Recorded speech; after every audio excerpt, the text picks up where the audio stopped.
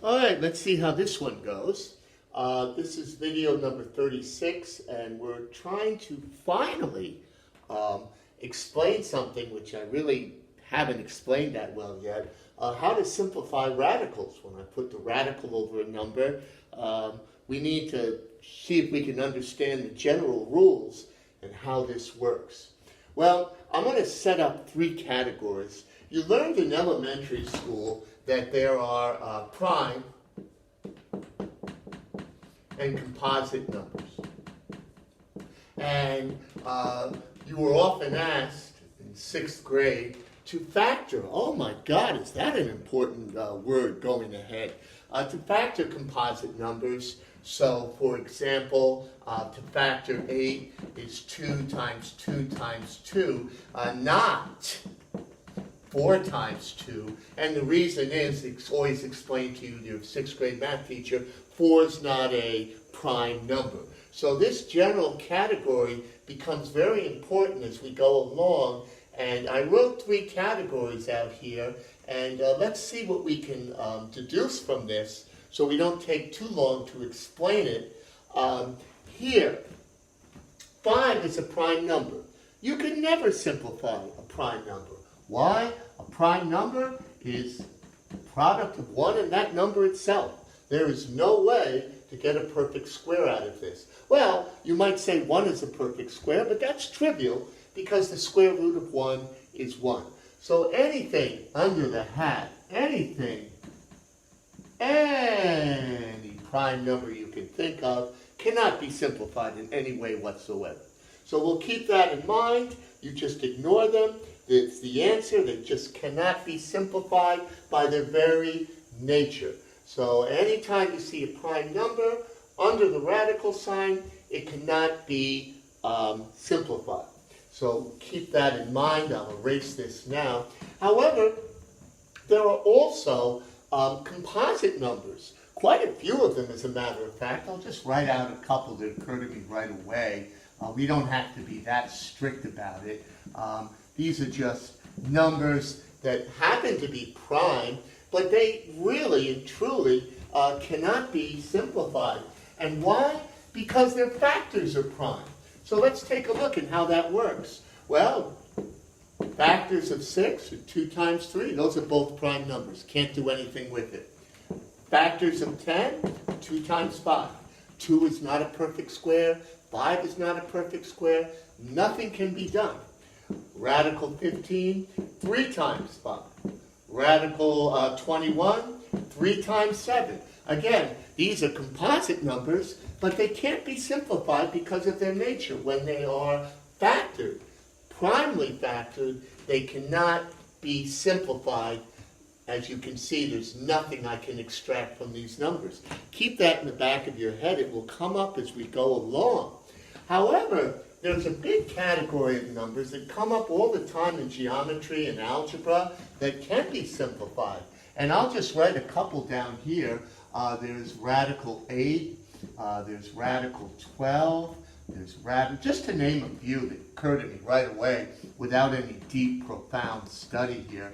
And I'm definitely going to assign in today's homework, in today's assignment, I'm going to assign quite a few of these problems and let you work on it yourself as your assignment for today, plus the usual problems that I'm going to do. So this third category lends itself to simplification. And it turns out that this is very important when we're doing math. So many common numbers can be simplified, and we can work with them in a way that will help us simplify and make our math calculations a lot easier. So you might say 8. All right, so what are the factors of 8? Well, there's 8 times 1, but in math we say that's trivial. Even though 1 is a perfect square, the square root of 1 is 1. Nothing happens there. However, there we go. 8 equals 4 times 2. Oh, I'll follow my idea up. You can separate radicals. That's something you learn down the road, but it doesn't take an 8th grader a lot of mathematical acumen to figure that out. but I fit a perfect square in there. Square root of 4 is 2, and this is the proper simplification. You'd be expected to do that as we go ahead and we start doing 9th grade math. Think about what I just did. All right, let's try 12 and see how that works. Well, one set of factors of 12 is 6 times 2. Oh, that doesn't work. Why? 6 is not a perfect square. 2 is not a perfect square. Really can't do anything with 12 that way. However, there's another set of dual factors. 4 times 3. So you're expected to recognize that at your age. Separate again. There's 4. There's radical 3. And this turns out to be 2 radical 3. Notice I'll be working backwards later. Not now. I'm just keeping it simple. You want to try radical 18 for a second? I'll just hold off. And I'll tell you right now that 6 times 3 is not going to work. You should ask yourself, why doesn't 6 times 3 work? You should ask yourself that right now so you make yourself easier for you. But again, 6 is not a perfect square. 3 is not a perfect square. But do there exist 2 factors of 18 that include a perfect square? Why, yes. Look at this. 9 times 2. Oh, separate it again. And this turns out to be 3 radical 2. Oh, I'm going to hold on for a second and see if you can do number 24. And let's rule out right away 8 times 3, because that's going to get us where we want to go, but there's an easier way to do it. I'll hold off on that for now. Anybody see it? Too bad we don't have the back and forth of a regular class here. I see it. It's 4 times 6. And then it becomes immediate that there we go. And there's the simplification of this. So these guys pop up naturally.